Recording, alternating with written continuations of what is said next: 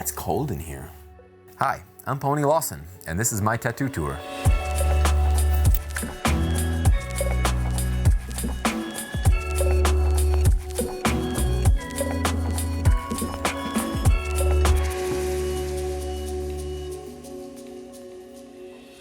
So this shark was done a handful of years ago by my buddy Josh Herman here at the shop. This one didn't hurt too bad until we kind of got in the crease. There's not really any crazy story behind it. It's just one of those designs he had up on a wall, and I thought it looked cool and we picked it. So he's eating a sliver of his own body. If you can tell, he's got like a piece of steak in his mouth from his own body. Originally, it was supposed to be the other wing of this tattoo, which was done by my other friend, Tony Reyes. The crazy thing about this tattoo is this was done in a shop where we had no computer, no internet, and no stencil machine. So everything was done by hand. He had to draw the wing out, and then he had to physically trace the wing on a piece of stencil paper. So we only had one shot to get it right. You know, if any stencil lines were wrong or anything like that, there was no redoing it. That's just what we did. So as you can tell, some of these lines aren't the greatest, and this one hurt like hell. So there are some rocky lines everywhere. Should we go into these shitty ones? Yeah. So this was my first tattoo I got when I was 14. My dad took me to a tattoo party in a garage, and I had no idea what I wanted. My dad told the tattooer to just put his initials on his arm, so that's what we did. It's since then been faded out a lot, not only because the tattoo wasn't well done, but because of the other two tattoos surrounding it. I actually won worst tattoo of the weekend at a tattoo convention.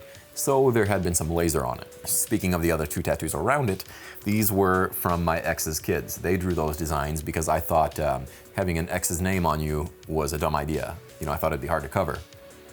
Now I've got these guys.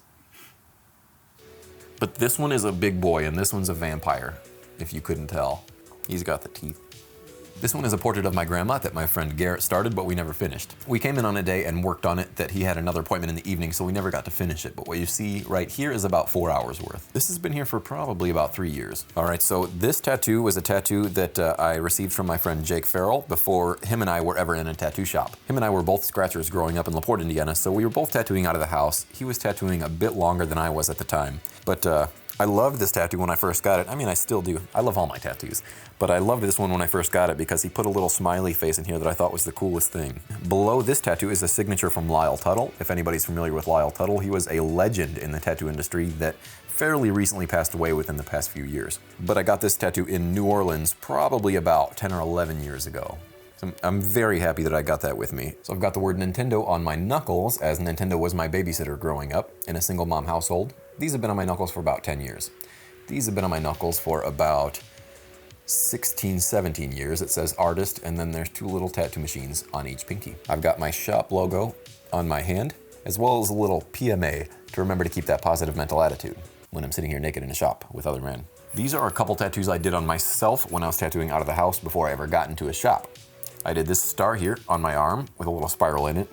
There's a little heart that you can't really tell what's going on.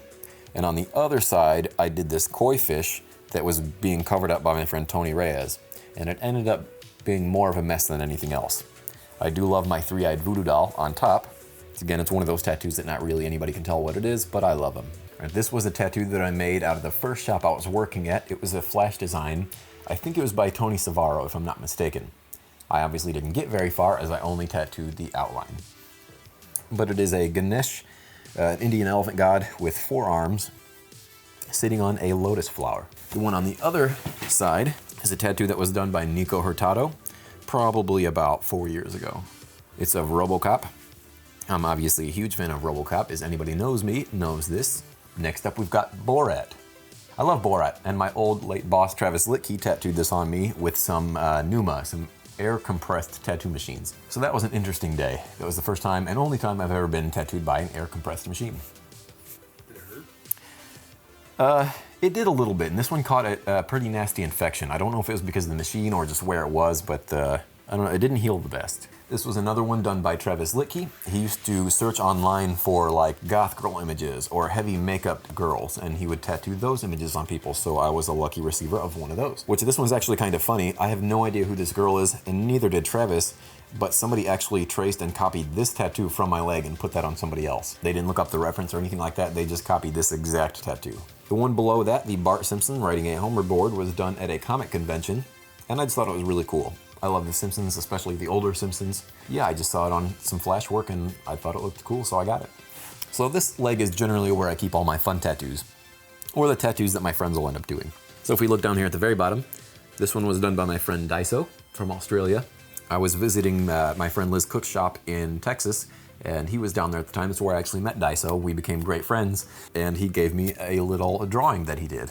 Next to that, we've got a Kermit the Frog. It's an old joke in a Family Guy. You know, this guy walked into a tattoo parlor and he says, "How about a nice Kermit the Frog?" No, I want a skull. Okay, well, I'm gonna go ahead and do Kermit the Frog. So that's where that came from. My buddy Mahoney asked me what I wanted, and I just told him a nice Kermit the Frog. That's why it says M2. His name's Michael Mahoney, so M2. So this one here was done by MTV Jesse, who has his own YouTube channel called Shithole. He was part of Full Send and the Nelk Boys. And we actually have a video of him tattooing this on me on my YouTube channel. So if you go back in time a little bit, you'll find the New York trip where he tattooed that on me.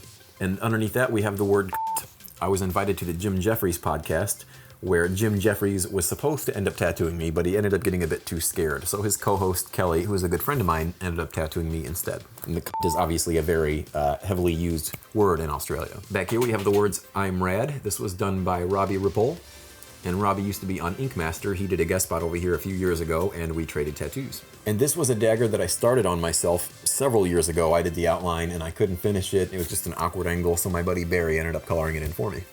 These two little guys were done by Gary Parisi that I work with. The Yoda we never got to finish. I think we did one right after the other, and the Yoda started to hurt like hell. We were 4 hours in on Darth Vader, and then 2 hours in on Yoda, and I really couldn't take it anymore. I just think he wanted to hurt me. And this tattoo was done by my good friend Landon, who you can find in Colorado. He does a guest spot over here every now and again, and I absolutely love his work. Everything he puts out is just fantastic. I actually want him to tattoo my entire back, so that one of these next trips that he takes over here, or I take to Colorado, we'll sit for a few days and see what he works out. But that's honestly one of my favorite tattoos. I think there's a common misconception that tattooers all have great, stupendous tattoos, when that's really not the case. A lot of us do, but the rest of us are just covered in filth. These are tattoos we generally got as we were coming up in the tattoo world, you know, so we weren't too keen on what was a good-looking tattoo. We would just get covered in whatever, or we would start tattooing on ourselves. And not all tattoos have to have a special meaning. I think a lot of them are just meant to be fun, or for the memory, you know? They're kind of like a timestamp. You remember exactly what you were doing in your life when you got that tattoo. Or in some cases, they're just practice, you know?